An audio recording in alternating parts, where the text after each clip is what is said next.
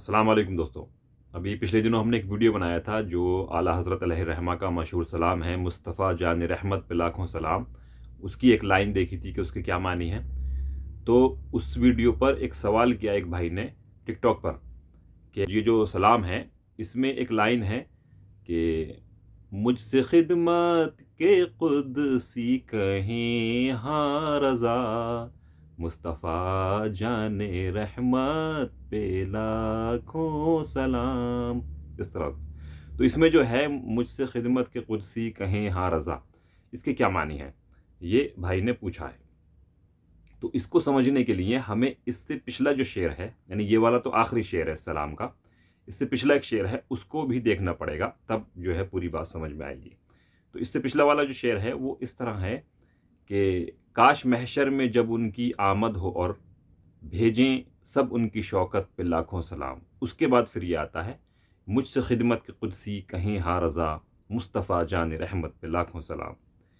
تو اس میں جو ہے امام احمد رضا نے آخرت کا ایک اس طرح سے نقشہ کھینچا ہے اور ایک اپنی خواہش ظاہر کی ہے کہ جب روز محشر رسول اللہ کی آمد ہوگی تو سب لوگ ان پر درود و سلام بھیج رہے ہوں گے، لیکن میری خواہش یہ ہے کہ خدمت کے قدسی مجھ سے خود کہیں.